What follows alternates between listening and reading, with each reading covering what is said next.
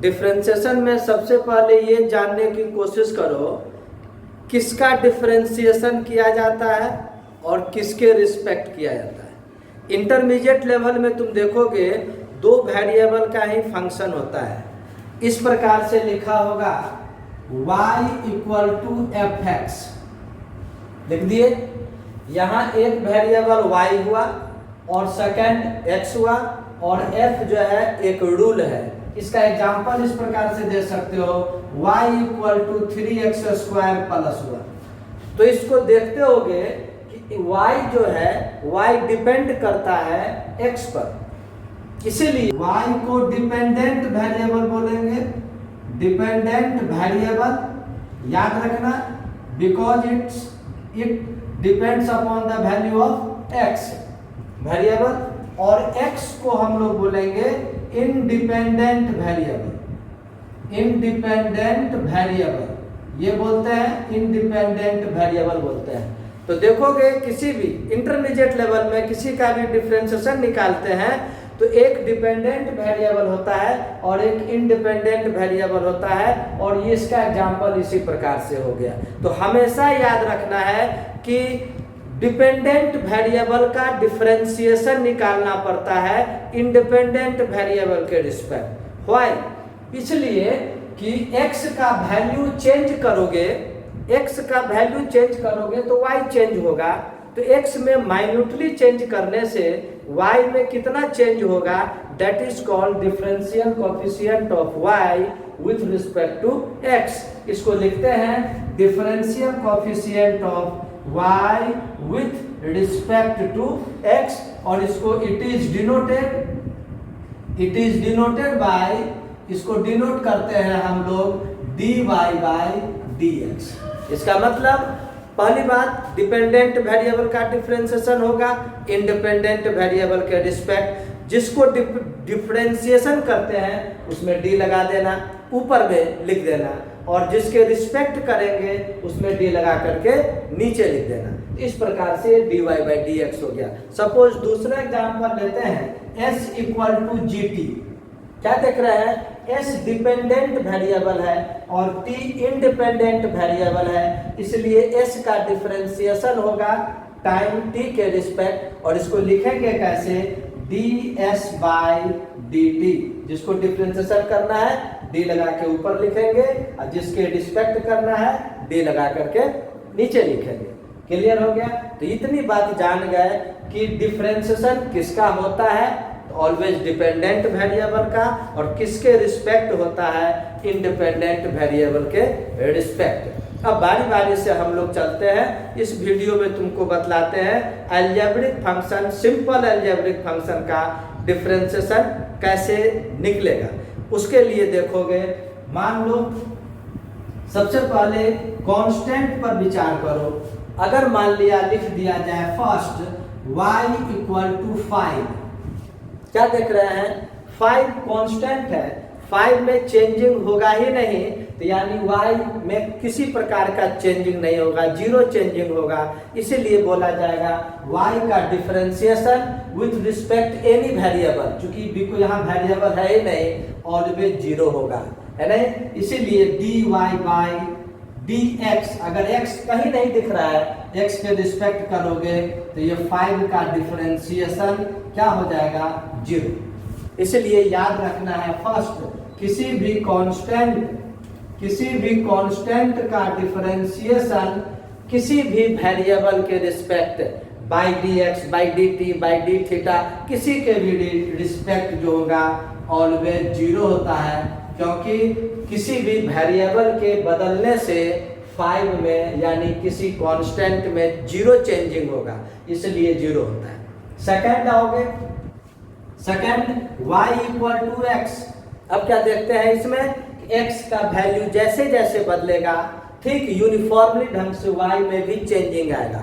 इसका मतलब इसका डिफरेंशिएशन 1 हो जाएगा, इसलिए dy by dx equal to dx by dx, यानी dx बाई dx का वैल्यू 1 हो जाएगा। इसलिए ऑलवेज याद रखना, किसी भी वेरिएबल का डिफरेंशिएशन ठीक उसी के रिस्पेक्ट ऑलवेज 1 होता है।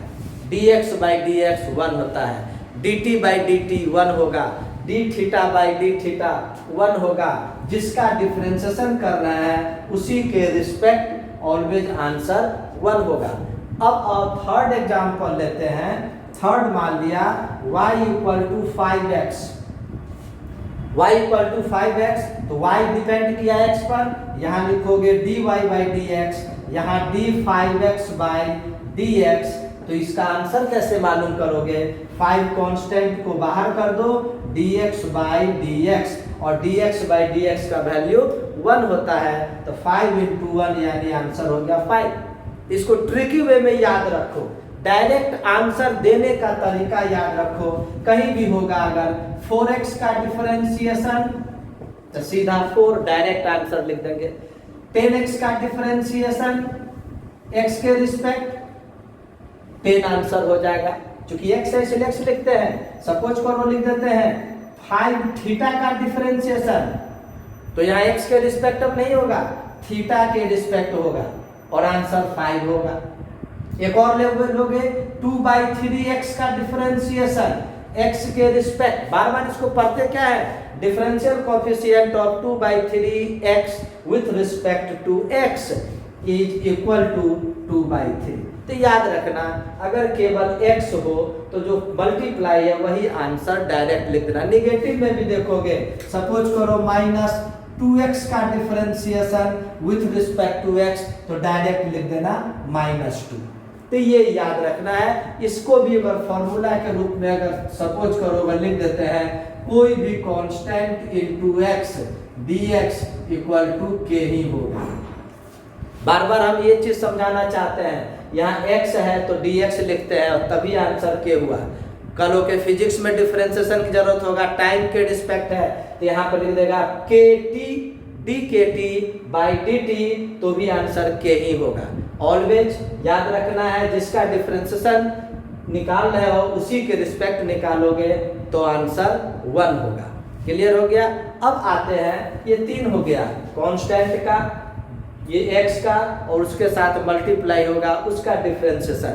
अब फॉर्मूला है dx to the power n by dx।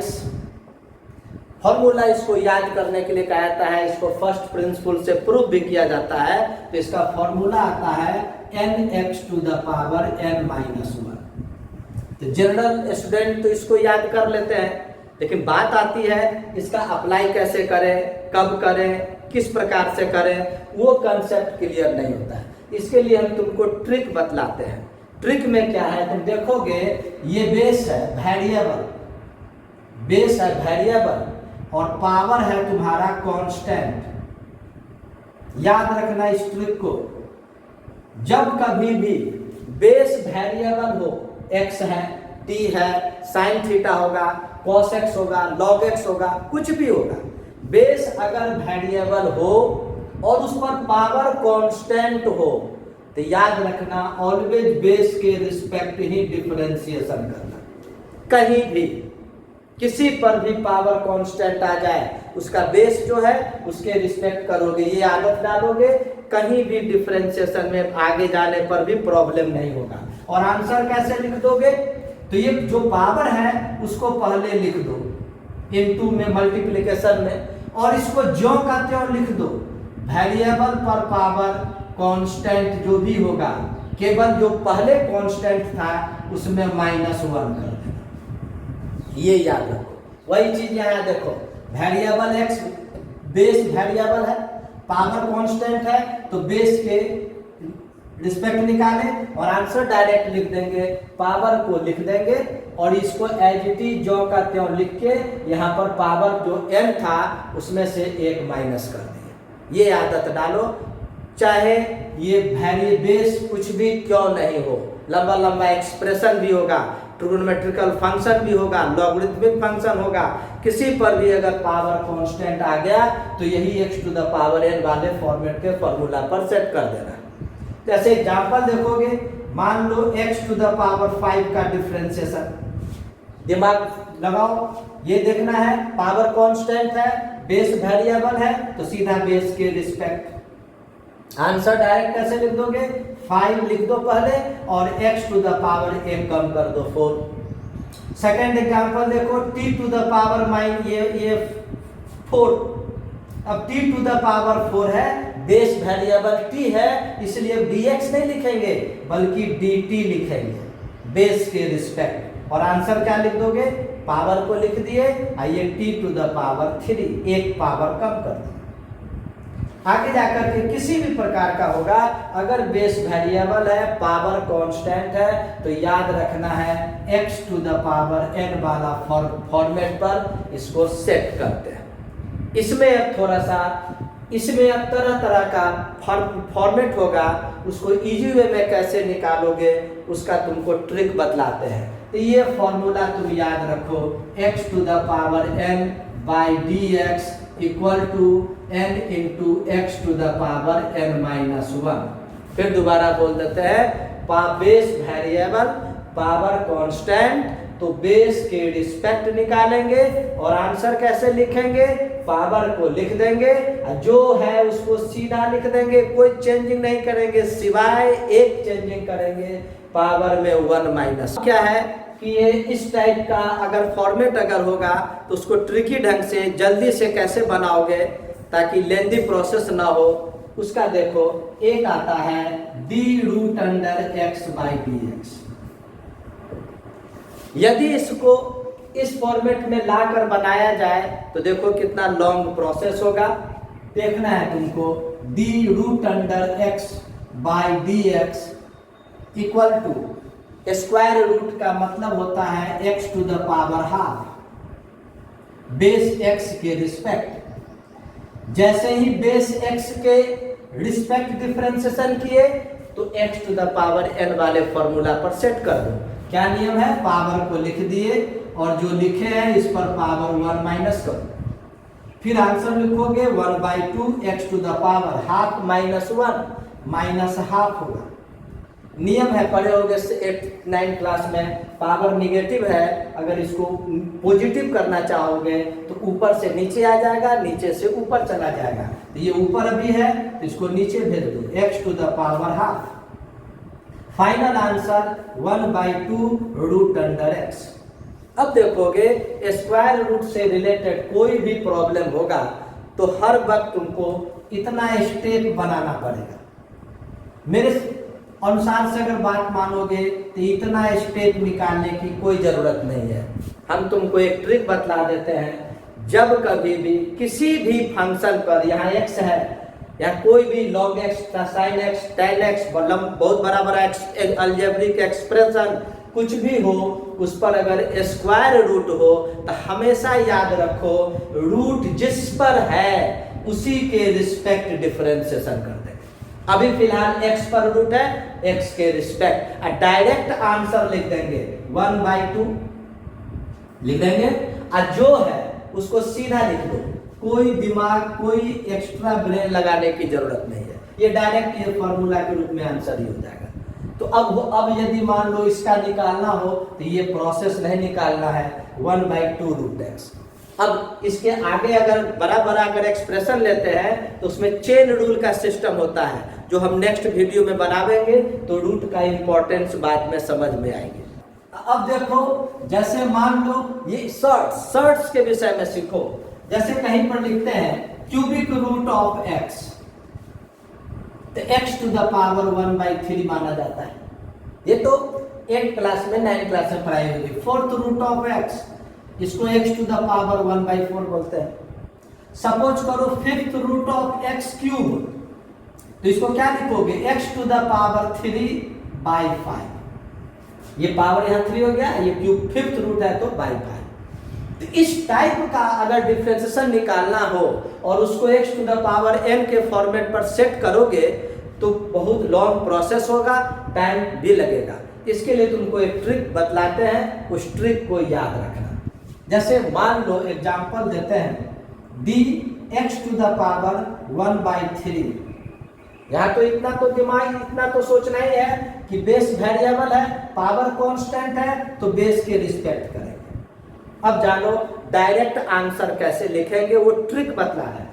Power जो है उसको लिखो, अब यहाँ देखो पावर में ऊपर 1 है, न्यूमरेटर 1 है, डिनोमिनेटर 3 है। तो मेरा ट्रिक क्या कहता है, ऊपर अगर ज्यादा हो तो x वाले टर्म ऊपर लिखना, अगर नीचे ज्यादा हो तो उसको नीचे लिखना। अभी देखो 1 है, ये 3 है, नीचे ज्यादा है तो इसको नीचे लिख दो, 3 है इसलिए। और 1 और 3 में डिफरेंस कितना होता है, 2, तो यहां पर लिख देना 2 बाय ये 3 है, 3 लिख दो। ये ट्रिक हो गया, इसको अरेंज कर दो 1 by 3 x to the power 2 by 3, direct answer हो गया। जैसे मान लो एक और देते हैं x टू द पावर मान लो 4 बाई 3, फिर देखोगे पावर कांस्टेंट है, बेस वेरिएबल है, तो बेस के रिस्पेक्ट आंसर कैसे लिखोगे, 4 बाई 3 पावर को लिख दिए। अब सोचो ऊपर ज्यादा है या नीचे, तो न्यूमरेटर ज्यादा है यानी x वाला टर्म ऊपर लिखेंगे। कितना लिखेंगे, 4 और 3 में डिफरेंस 1 का अंतर है, 1 by 3।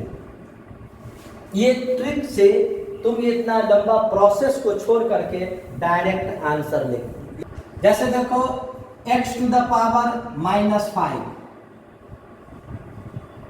x to the power -5, इसको कैसे बनाओगे, इसी x to the power n पर। क्यों, पावर कांस्टेंट है, बेस वेरिएबल है, हमेशा बार बार पूरे डिफरेंशिएशन में आएगा, बेस वेरिएबल पावर कांस्टेंट तो बेस के रिस्पेक्ट, और किसी भी प्रकार का इसमें सोचना कंसीडर वगैरह नहीं करना है। अब आंसर कैसे लिखेंगे, तो पावर को लिख दिए और इस पर पावर 1 कम करो, -5 -1 यानी -5 -1 इट मीन्स -6, और पावर चूंकि निगेटिव है इसलिए नीचे आकर के x टू द पावर 6 इस टाइप से बन जाता है। ये जो है ये x टू द पावर मान लो फ्रैक्शन में निगेटिव हो -3/4, इसको डिफरेंशिएट कैसे करोगे, अगर प्रोसेस में आओगे तो इसी प्रकार से होगा। इसको जानने के लिए क्या करोगे, पहले पावर को लिख दिए, अब देखोगे माइनस करोगे तो यहाँ पर निगेटिव है तो यहाँ पर ये लिख दोगे x to the power -3/4 -1 n-1। अब आंसर लिखोगे x टू द पावर -7/4, फिर इसको -3/4 निगेटिव पावर है तो x to the power 7/4, final answer यही आ गया। ये लॉन्ग प्रोसेस हो गया। तो इन सभी निगेटिव वाले के लिए एक हम फॉर्मूला बतलाते हैं, x to the power n अभी ऊपर है, यदि यही नीचे होता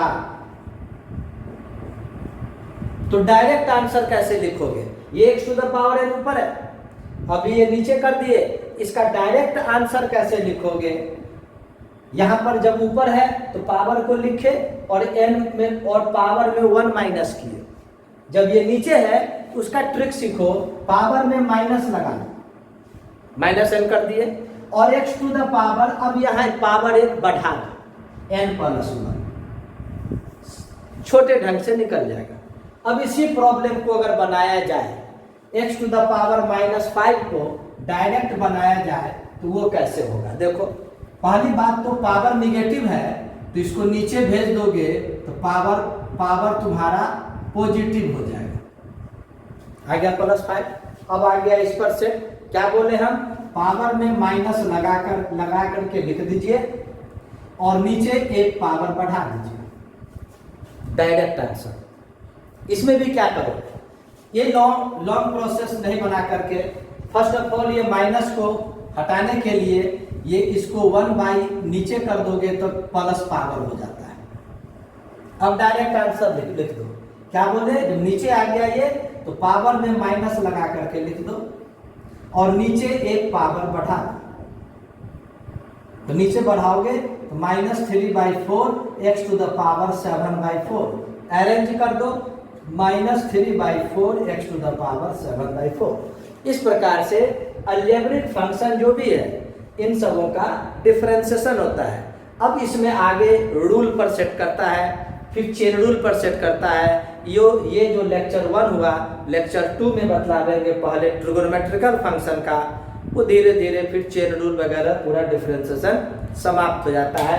आज इतना ही हुआ, गुड बाय।